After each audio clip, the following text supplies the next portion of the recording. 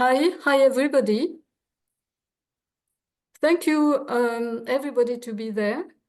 This is the webinar organized by ICASM, the International Coalition for the Abolition of Surrogate Motherhood. Today, we're going to talk about surrogacy as a patriarchal appropriation of surrogate motherhood. And Patricia Merino Murga, which is a feminist researcher and writer specializing in the political dimension of motherhood, will talk to you today. In 2017, she published the book Maternity, Equality and Fraternity, Mothers as Political Subjects in Post-Labor Societies, sparking a feminist debate on motherhood in Spain. She later founded Spain's first feminist mothers organization in 2018. Currently, she's a member of ICASM and works in a PhD research in anthropology and at the Universitat Autònoma de Barcelona, focusing on the patriarchal representation and appropriation of motherhood. Please, you can use the chat, of course, but for the question, please use the Q&A, which is the little logo, the little sign post down on your screen. And don't hesitate to ask questions to Patricia. Patricia, the floor is yours right now. Hello. Good afternoon. Thank you, Thiams. Thank you, Marie-Joseph, for your introduction. And thank you to everybody who is listening. I am very glad to be here today for this presentation and, be able to share with you my work.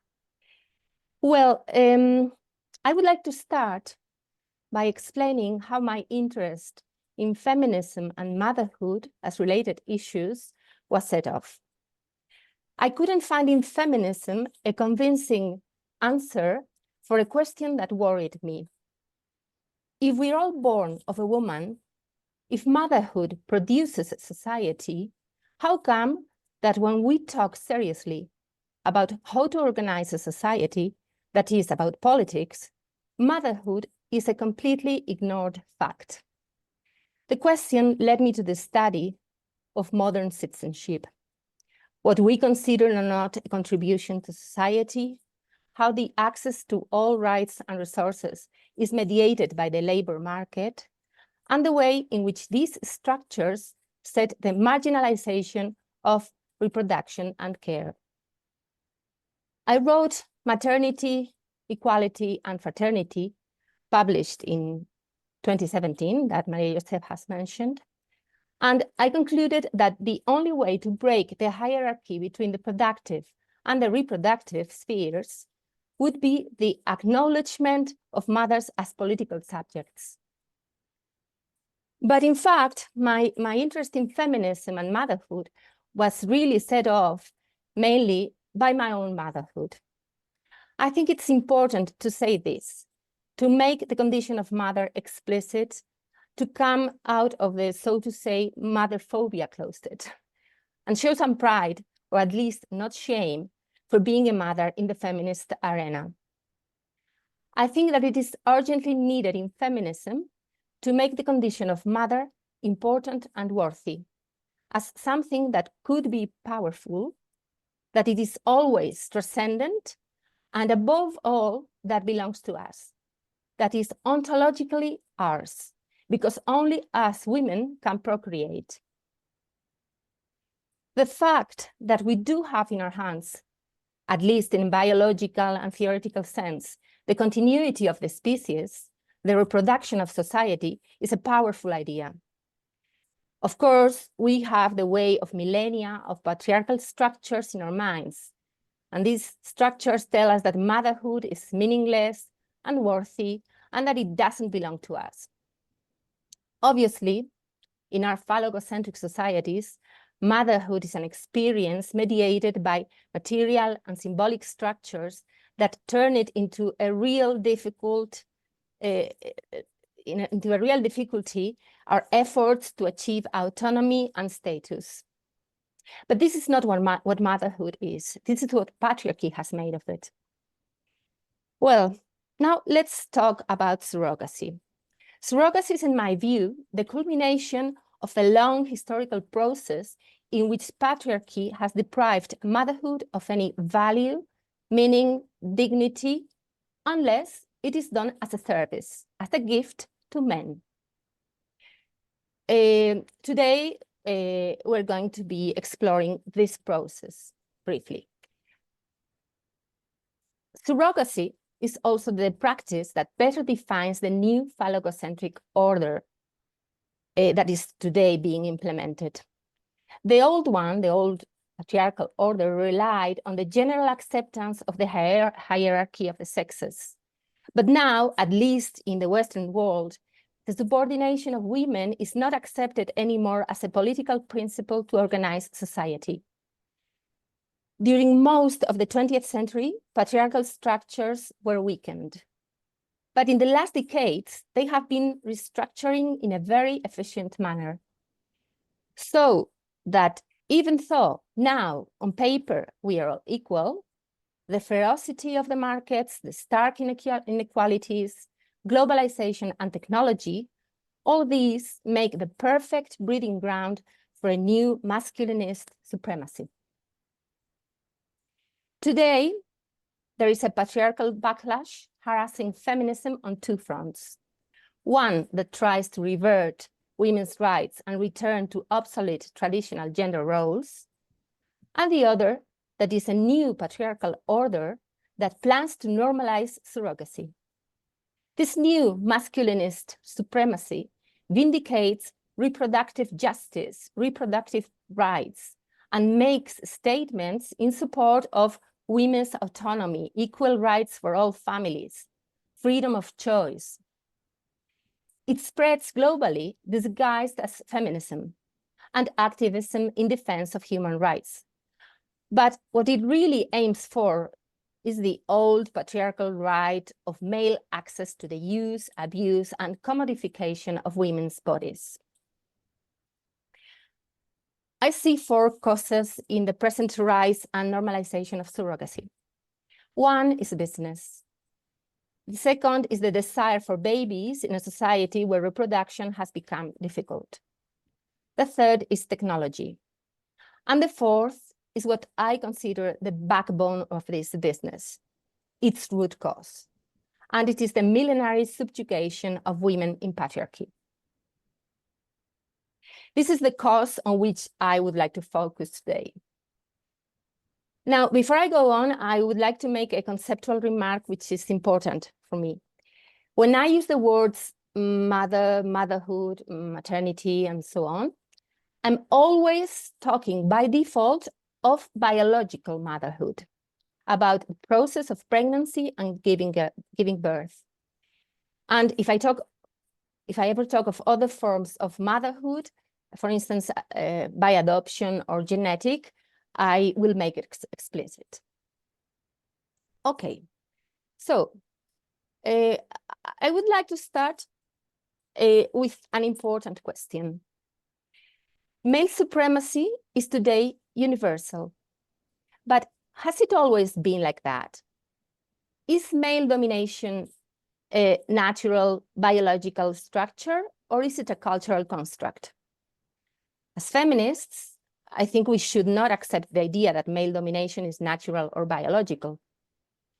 Yet, the fact is that most egalitarian feminists think and make politics as if phallogocentrism and male supremacy were inevitable. We do not know what the gender system was among our remote ancestors.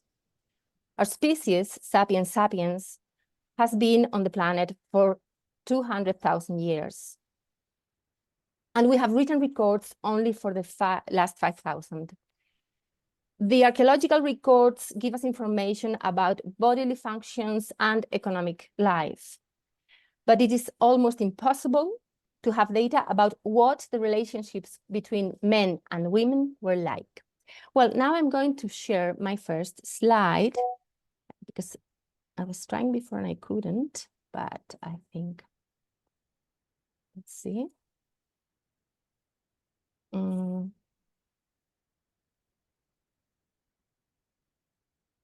Sorry, it's going to take me a little bit.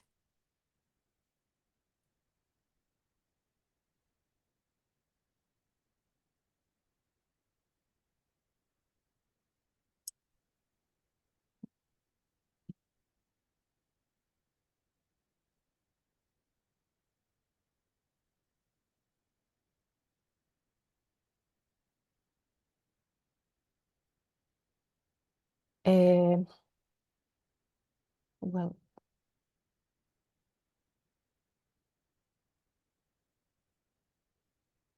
okay. Okay, sorry. Oh.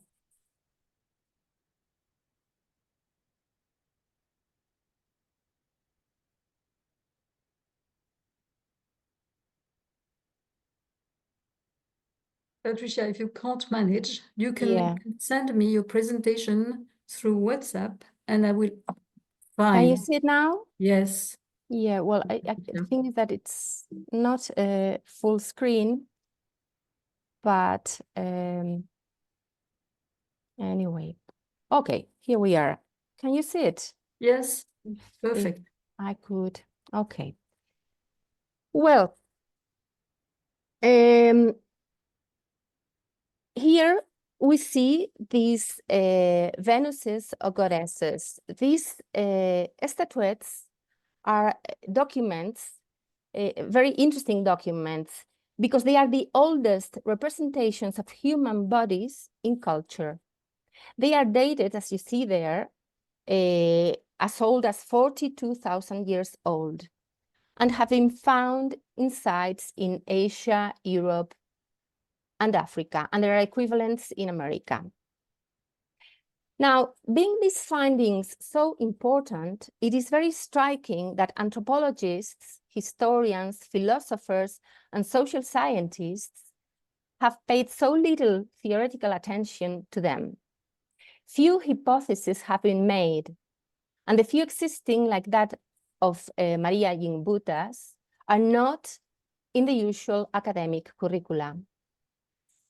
This silence, like so many others, is part of the phallogocentric symbolic order, an ideology which systematically hides, denies, and devalues maternal potency. We don't know exactly what these Venuses symbolized, but there is no doubt of one thing. For the human groups of that time, maternal potency was something important.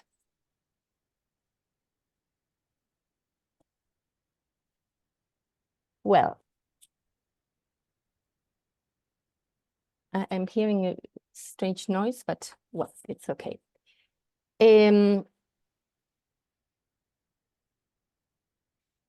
I was saying, for the human groups of that time, maternal potency was something important and it was socially acknowledged.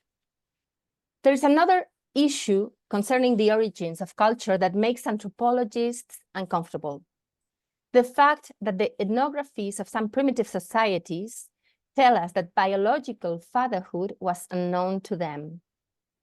Again, the anthropological orthodoxy quickly explained this ethnographic data as religious mystification. This debate is now closed. It's not closed. And biological fatherhood may have been unknown during most of prehistory. So let's talk now about fatherhood. Androcentric culture has always silenced motherhood. So to know more about it, we need to resort to the study of fatherhood. The ethnographic record states clearly that fatherhood has always been mainly a social institution. Throughout human history, biology has been defined by motherhood, but not fatherhood. Fatherhood is cross-culturally diverse, but most ethnographies describe it as a social form defined by legality, duty, and power. What typically describes patriarchal fatherhood is that the children that the mother gives birth to belong to the father and his patriline, not to the mother. So, the appropriation of children is the emblem of the patriarchal fatherhood. We can see this intensely political and conventional character of patriarchal fatherhood in many ethnographic and historical examples. Let's go to the next one. Wait, no. Oof. Okay. Well, the Nuer, which you can see in the middle, those are the Nuer, were a patrilocal cattle herding society in South Sudan, Africa. Among them, marriage was legalized by the payment of a number of cattle heads as bride wealth. This bride wealth guaranteed the rights of the patriline to the children of that woman. If the marriage didn't work, the woman could divorce only if the bride wealth was returned. And after a few years, that was almost impossible. So if she didn't divorce, she could still leave the husband and live with another man. But all the children that she may bear ever after would belong to the husband's patriline. So the patriline had permanent rights over all the children issued from her womb. Other paradigmatic example of patriarchal fatherhood is the Roman paterfamilias. His authority over his wife, his slaves, and all the children born to them was absolute. When a child was born in his domus, he decided whether he or she would live or be exposed. In the Republic, he could even kill or sell his children. Patriarchy means rule of the father. It means that there is a hierarchy between mother and father, and that the potency of the father is always prevalent over that of the mother. The fundamental end of patriarchal structures is the appropriation of women's capacity to procreate. And to sustain and institutionalize paternal power, there are two main basic social principles which we can find in every patriarchal society. The children belong to the father, and only fathers can grant children the legitimacy to exist. In our Western societies, the absolute paternal power over the children in marriage has been intact until the late 19th century. In fact, it is not until well into the 20th century that women had, for the first time, full legal rights as mothers over their children. Second one, only fathers grant children the legitimacy to exist. We have to bear in mind that not so long ago in the Western world, and it still happens today in many places, whoever is born only of a mother and not of a father is a bastard, an outcast, a second-class citizen. Throughout history, it was paternal filiation what gave children access to a dignified social existence. So fatherhood has always been, above all, a political and legal matter. The changes brought about by feminism made the humiliating social figure of the bastard disappear. Now, motherhood without the approval, protection, and legitimation of a male is possible. This is, of course, a great social advance, but it is also a great blow at traditional patriarchal structures because it undermines the position that men had in reproductive relations with women in marriage. Therefore, it is no coincidence that surrogacy has become a global phenomenon just in the moment when women can, for the first time in history, become mothers outside the sexual contract. Surrogacy is one of the answers to this new scenario. And it is a way in which the patriarchal system tries to regain hold over reproduction. I think that if we want to understand male appropriation, we have to pay attention to the psychic drives behind it.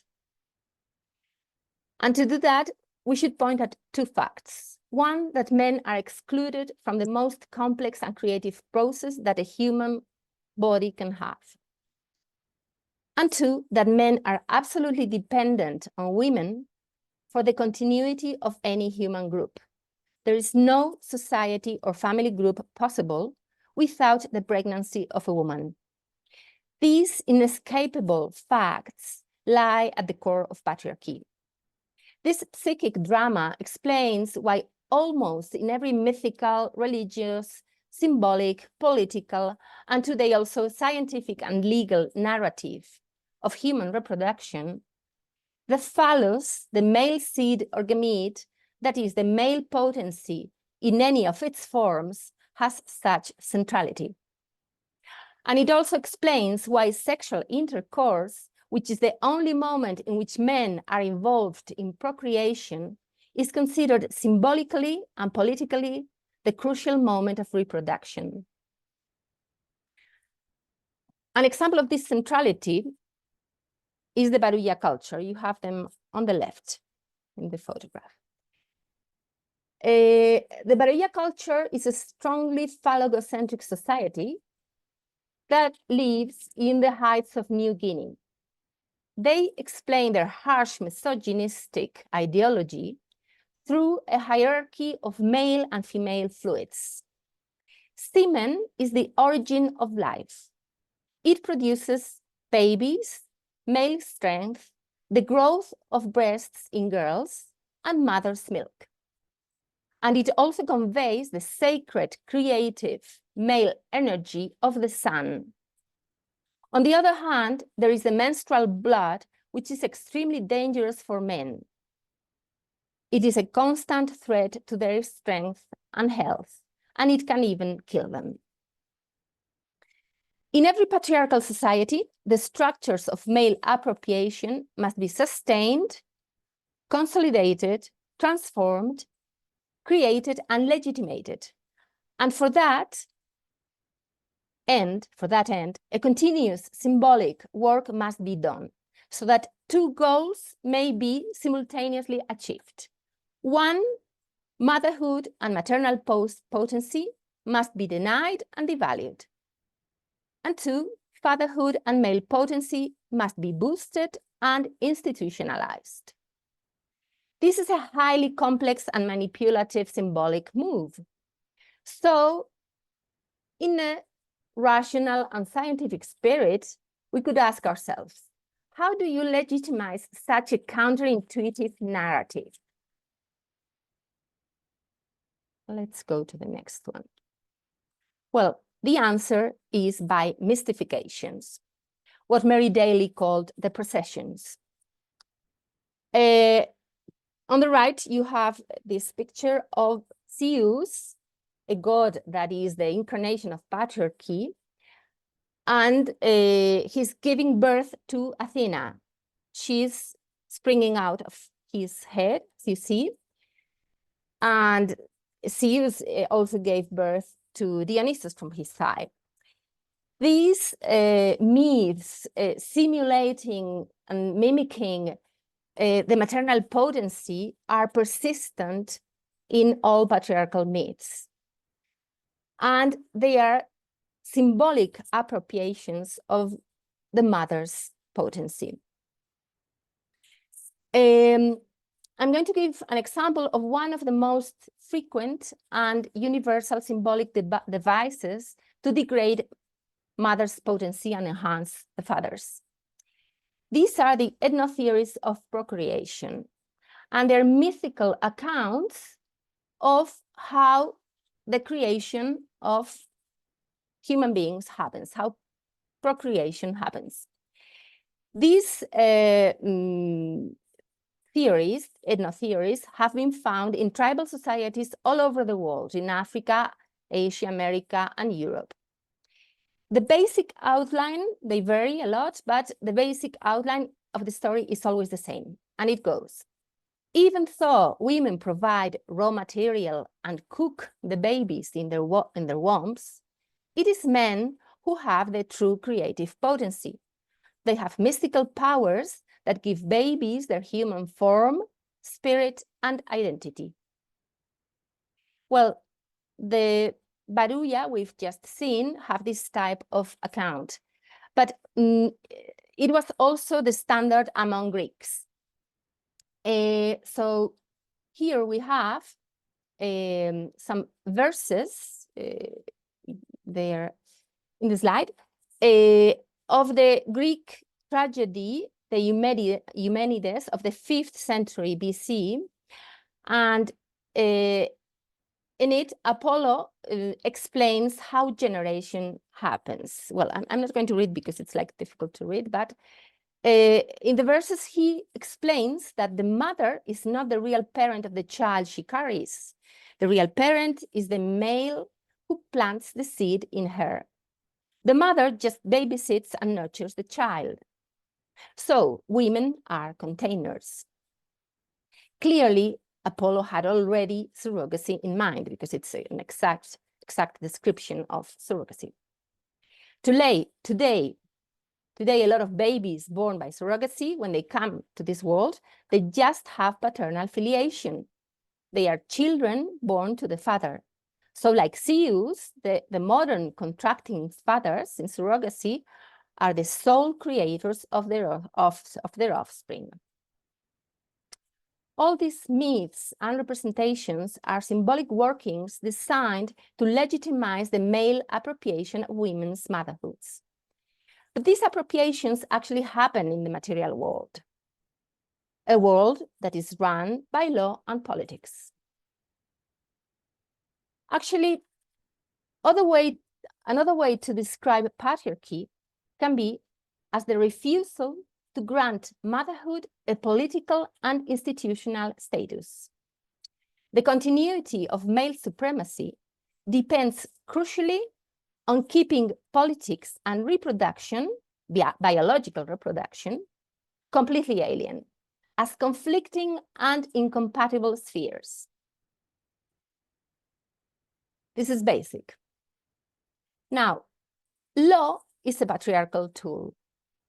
Today, as always, paternal power is asserted through law.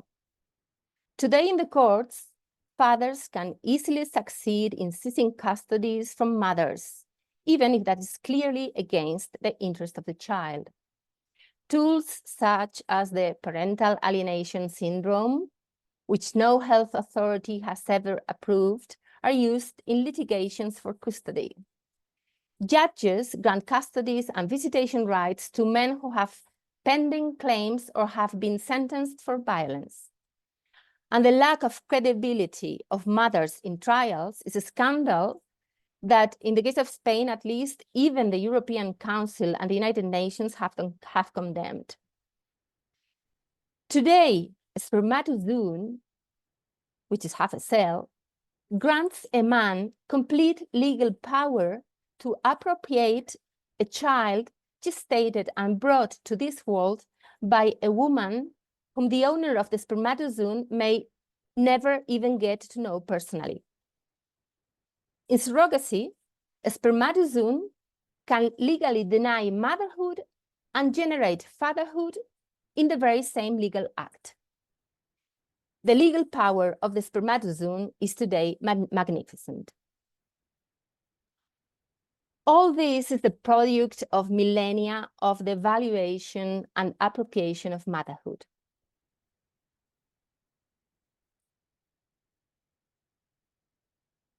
When 5,000 years ago, writing was developed, law became a key instrument in the articulation of a more sophisticated and effective way of appropriation. You can see here the Code of Hammurabi on a stone. You can see its phallic shape, very telling. and there is the code engraved on stone. The Code of Hammurabi is a legal code of the 18th century BC, a time when the Babylonian empires were already perfectly consolidated patriarchal systems. Many of the regulations in it are family law. You can see one entry here, it's 170, also very...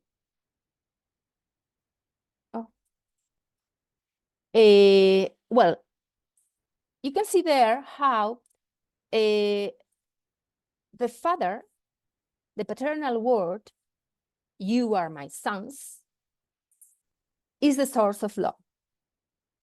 Just the father pronouncing those words creates law. And this is the same that we saw before when the word of the pater familias, one word from him, determined whether the newborn was to be kept or to be exposed. In all these cases, biological motherhood is just a natural substrata to be legislated upon. So, by the arrival of the modern age, the degradation of motherhood was so deeply ingrained in the minds of men and women that this helps to explain degrees of subjugation which are difficult to explain otherwise. Jean-Jacques Rousseau, the father of the political principles of liberty, equality, and fraternity, had no second thoughts when he forced Thérèse Levasseur, his concubine and maid, and mother of his 5 children, to take year after year, one by one, each of those 5 children to an orphanage as soon as they were born, against the will of their mother, who obeyed, crying, as Rousseau tells in his Confessions. Motherhood, once more, is worthless unless it is appropriated by a man. In the world of contract, law, and reason, raw biological existence means nothing. And here, I'd like to bring in Judith Butler, because she is right when she says that motherhood, what in her elusive style she calls the maternal prediscursive or the authentic feminine precultural, is relevant. She is right about the insignificance of motherhood in a phallogocentric order. And in fact, her view is not so different from that of Apollo. Unlike Apollo, she clearly speaks on behalf of the father. If you're interested in this, I have a text that is going to be published very soon. This contrast between the power of the law as the expression of the father's interests and the insignificance of motherhood is fully enforced in surrogacy. Well, I think maybe at this point, we should be wondering, should we feminists trust the law as the better tool to conquer political status? I think this is an important question. Every legal system today is the product of 5,000 years of history of patriarchal law. Obviously, we must use the democratic principles of law to our advantage. But I think it is important not to forget the origins and the history of law, and the fact that even in formally egalitarian democracies, there is a tendency, a constant inertia of the system to subjugate women and to reproduce a phallogocentric order in which the subject of law is a non-existent sexually neutral individual who is completely alien to the process of human reproduction, that is, a male. So to introduce some mistrust in a feminist conceptualization of the law would be one of the objectives of this presentation. Surrogacy is a perfect example of that inertia of the jural system to reproduce the phallogocentric order.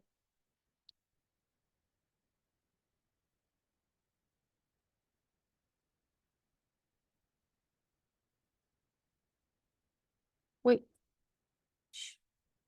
Well, okay, so finally I have a full, well, surrogacy. Okay.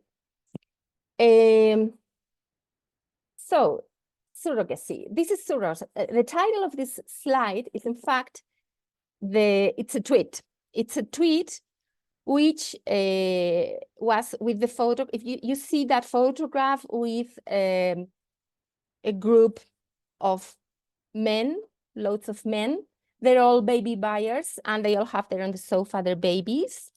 So it was a tweet. They tweeted, Spanish men, and they said, this is surrogacy. This is surrogacy, and if you don't like it, fuck you. This is what it said. Okay, so this is surrogacy. Surrogacy is baby trafficking.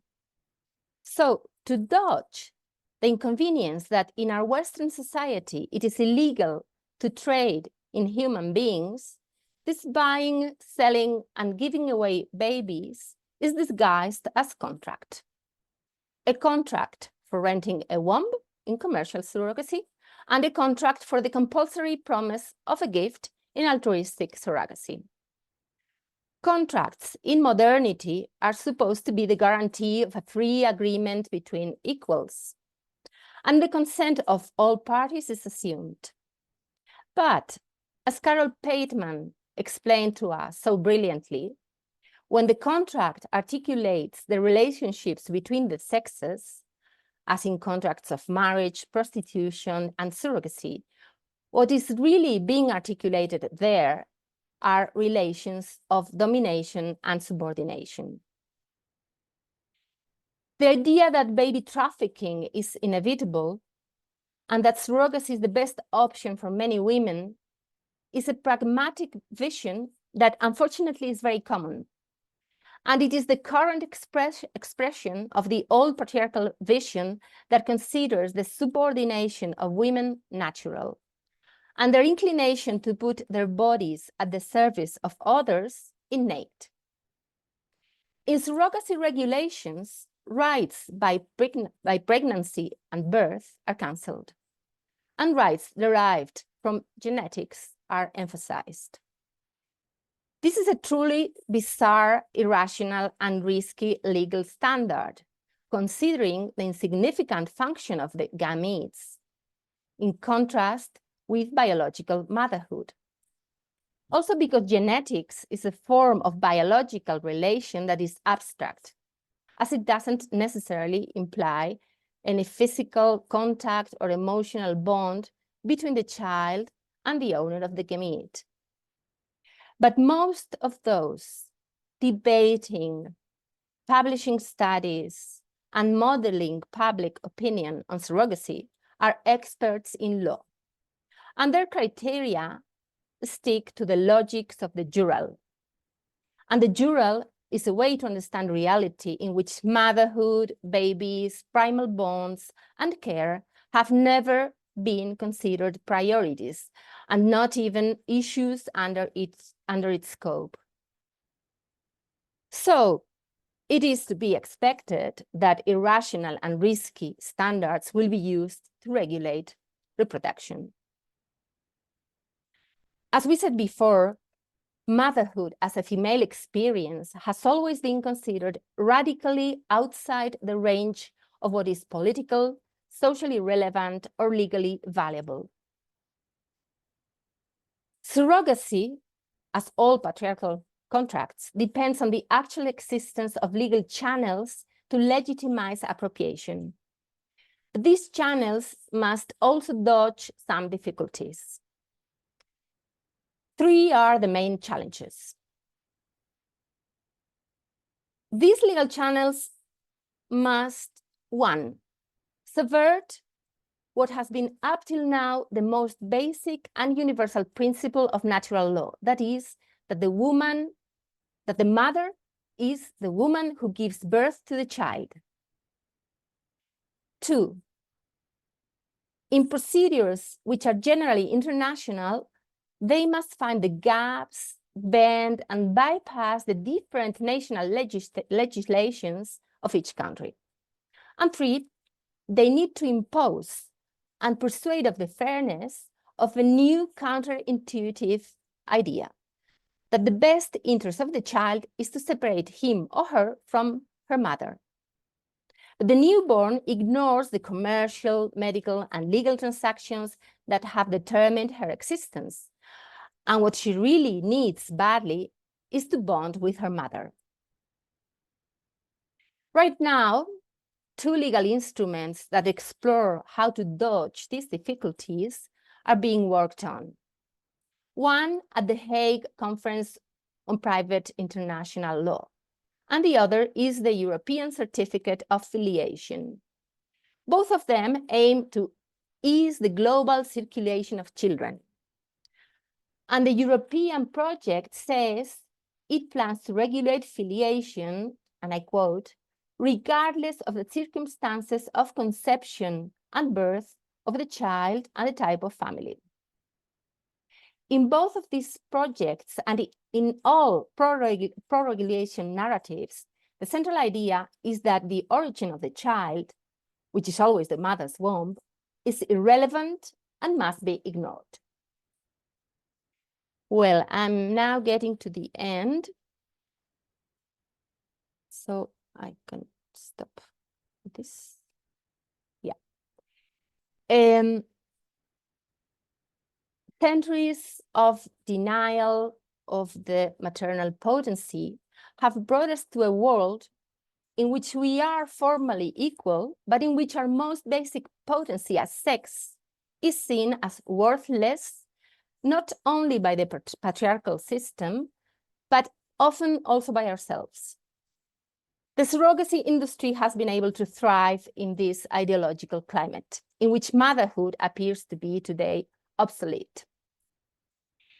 The consent of surrogate mothers wouldn't be possible without the deeply internalized mental structures that make women think that subordination is inevitable and motherhood must be a gift to men. When we hear surrogate mothers saying they are so happy to make the gift of life to others, what they are expressing is what culture has taught them about the value of motherhood. A woman who is a mother in a heteronormative relation gets little praise, but some. A woman who is a single mother by choice gets criticism and poverty. But surrogate mothers in modern societies are today heroines of the new phallogocentric order. They get attention, acknowledgement, fake love, travels, relationships. It is not just money what surrogates get. If they comply, they are rewarded with an amount of praise, flattery, and celebration that most of them would never, ever get in their normal lives as workers and mothers. And the surrogate committed to the business may even change her life and achieve the status of a cool, hype, empowered woman, status impossible to attain for her otherwise. It is precisely social acknowledgement and empowerment what is denied to motherhood in patriarchy in a very structural way, as we have seen. And I mean motherhood as a woman's experience. Well, today, this denial has taken an even more radical turn. Now, mothers disappear from the official and legal language in many national and international organizations and become pregnant persons, gestational carriers, breastfeeding persons, etc. And pregnancy becomes a reproductive technique or outsourcing pregnancy. In this dehumanizing new paradigm, motherhood has less social entity than ever before. Now, motherhood can be technologically fragmented. The old mystifications that depicted mother as containers or ovens where babies were cooked become legal realities. Human motherhood becomes a natural resource to be exploited. So, for instance, in California, the primal bond of puppies and their mothers is protected by law, but the one of human babies is not. The old phallogocentric fantasy of men having babies without the need of women not only becomes legally possible, now gay couples and single dads spread the narrative in the media that their children do not have mothers, that in their case, a mother does not exist, and they don't need one. The erasure of the mother is complete. This new non-binary political agenda that denies sexual difference and pretends to be feminism has gained ground in international organizations such as the United Nations. Pro-surrogacy lobbies are pushing for the introduction of a new definition of infertility in the World Health Organization. Supposedly serious articles describe infertility as a disease, and I quote, associated with a psychological deficiency or a condition that requires medical solution. Well, I would like to finish now with a thought for the children born by surrogacy. I really think that we haven't seen yet the consequences of this cruel practice on children. I agree with her brave sister, Olivia Morel, that the end of this form of slavery will come with some kind of Me Too of children born by surrogacy. But this will take some time. To realize and speak about such a trauma is something that cannot generally be done before one is 30 or 40. And it needs such an amazing amount of courage that not everybody can do it. If we think of the prehistoric feminists we saw at the beginning, and the way they portray women's procreative potency, we can see that we have come a long way in the political, symbolic, and moral devaluation of motherhood. I'm persuaded that the feminism of the 21st century will have to put motherhood at the center of its agenda. We cannot defend a universal sex category of women if we don't understand the key and crucial position that motherhood has in patriarchal domination. Surrogacy is the new face of patriarchy. We need a universal ban of it. And that's what we're doing, what we're working for in CMS. Thank you. Thank you so much, Patricia. Thank you. There is, yes, of course, we've got to fight for the universal abolition of surrogate motherhood. Yes, this is our fight, really. And there is a few questions. There is one which is, can you please, somebody is asking you to repeat a quote about contracts between men and women. If you can remind of this quote, can you repeat contracts? it? Well, I have said a few things about contracts. I don't know exactly what is it. Contracts. I was talking about Carol Pateman, of course, a sexual contract, and which if you repeat more specifically, maybe. Well, we will ask the author, Nivin, to precise to maybe to rewrite a question, please. Yeah, because I mean, it's quite long what I say about contracts, you know, it's. And also somebody, Anna, was, yes, she says something, which is the question, the quote was about the sexual contract between men and women. It's not a quote, it's mine. I mean, it's about, let me see. But it was maybe talking about Carol Pateman. Of course, in the sexual contract, what is being articulated are the relations of domination and subordination of men and women.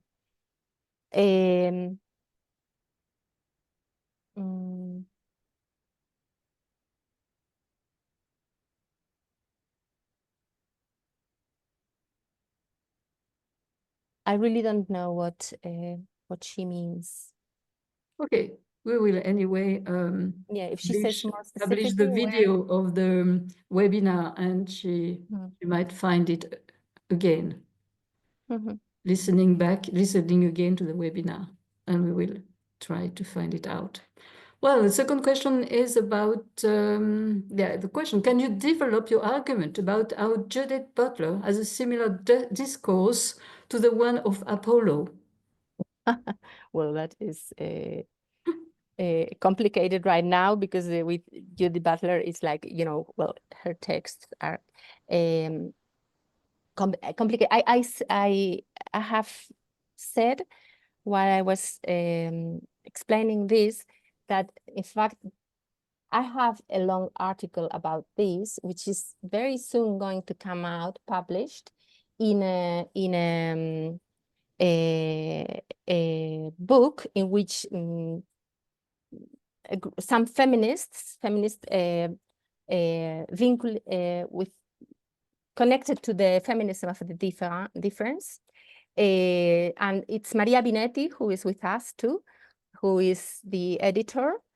And I think it's very soon going to be published. So we'll let you know. Okay, so Judith Butler, of course, Judith Butler,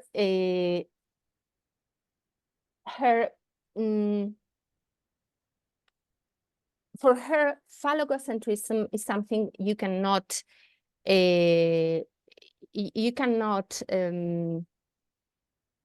overcome. I mean, it's something, it's culture, for her, everything is culture. Everything is a construct, and in fact, the reason why she denies motherhood, because she denies motherhood, but she denies nature, she denies biology, she denies anything which has to be with nature, including the binary sexes. She denies, because in her scheme, absolutely everything is culture. And of course, culture is always phallogocentric.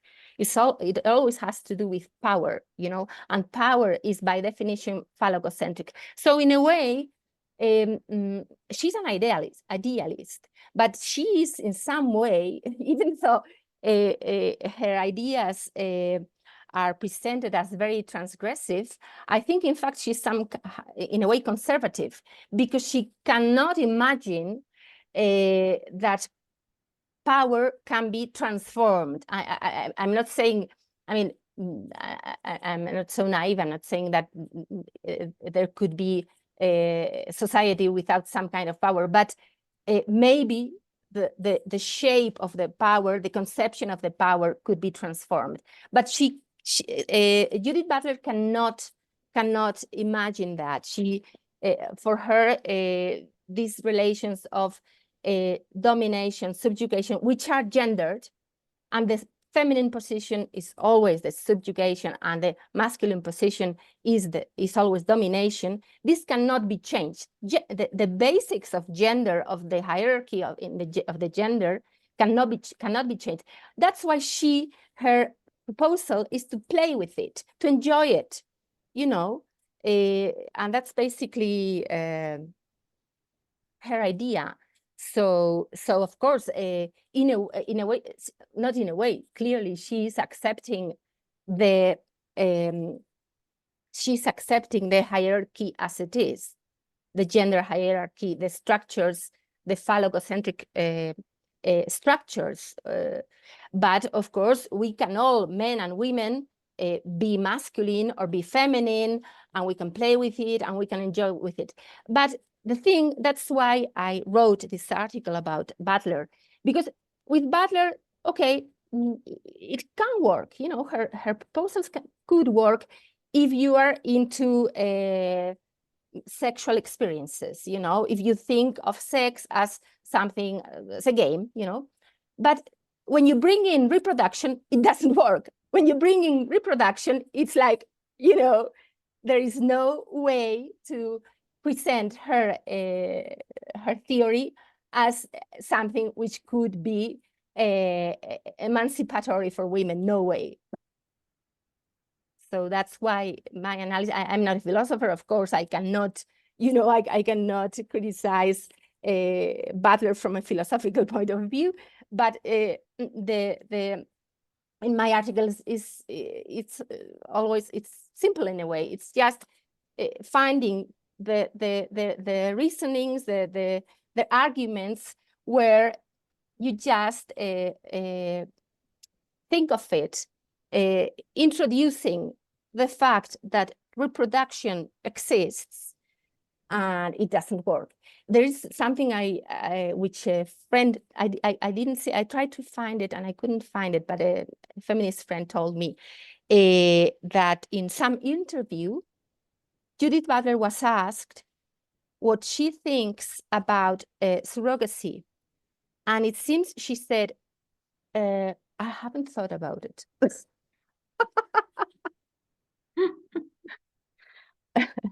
Yeah, we're very eager to read your article on that part, and we hope that you can share the link to it. It's and going it to will be a published. book, a physical book. Well, Okay, I suppose super. that, in fact, Maria Binetti knows this. Okay, and it will be in Spanish, I suppose. Yes. Yes. Yes, it's Okay. there are a lot of Latin American authors too. Yeah, yeah. I like, well, there is a few more questions, but just a remark. I like very much the fact that you emphasized the fact that pregnancy is biological, because, you know, there is always this confusion on surrogacy. People are saying that the commissioning people, the clients, they are the biological parents. They're just genetically related to the baby, but they are not the biological parents. It's the surrogate mothers who is the biological parents, because she had the burden of the pregnancy. She's the only one. Well then, another question. Yes, from Greece, our friend from Greece says that she said that this is all frightening, and including the new technology. We need something optimistic to continue this fight. Yes, very true, Fotini. Yes, yes. But we are there. We are right, and we are still fighting, which is the good news. And we won't stop fighting, really. No, we have a very long way, but we're on the right Yeah. direction. Yeah. And about genetics, what you said, it's really amazing. It's really amazing how this the gametes have become like the main thing, the most important thing, the definition of what that child is, which is crazy. The only reason why genetics is what defines the biology of the child is because it's what the only thing that men put into the procreation. And well, the other day it was funny. I was looking at how many spermatozoons are there in one ejaculation. Do you know how many spermatozoons? A lot. Between 20 and 600 million in one ejaculation. So just think of the value of this one thing. It's like, I mean, genetics, of course, it's not the same with women. We know that the ovum is much more costly, and of course, it's not the same to get an ovum from a woman than to get a spermatozoon from a man. But this is a symbolic. In fact, this is a symbolic strategy to use the word biology for genetics. We shouldn't do that. I think we should keep, you know, biology is gestation and birth. Yeah, on that topic, on one of your articles on your website, you says that only a tiny percentage of male ejaculation result in conception, but all female pregnancies can give birth to a human being. Yes. One more question. What do you think about women themselves taking advantage of surrogacy? There was some discourse recently about a famous actress who bought a daughter from a surrogate mother. Mhm. Well, I knew this was going to be a question, and in fact, I had a little bit, but I didn't have. Yeah, of course, women take advantage. They benefit as well from surrogacy, but surrogacy is always patriarchal. I mean, it has it's even if it's done by women, it's done with patriarchal arguments, with patriarchal instruments, and one thing which is quite clear for me is that surrogacy wouldn't be now the incredible, amazing business that it is, and wouldn't have gone. The regulation of surrogacy and the globalization wouldn't be a fact today if it wasn't because it's a male interest. If it was just to please infertile women, it wouldn't be as it is. You know, the reason why it is such a powerful thing is because it's a male interest. The other thing is that there are some ethnographic studies in anthropology about surrogacy, and it is quite clear in those studies that most of the women in heterosexual couples that resort to surrogacy, they do it to comply with a patriarchal mandate of the nuclear family, having children. And a lot of these women, they reckon that it is to please the husband, you know. So, and then, okay, there might be others that it's not like that, but still it is always a patriarchal logics, because the logic of surrogacy is that biological motherhood is worthless, absolutely. So that is, yeah, that is such a patriarchal concept, not such a patriarchal argument.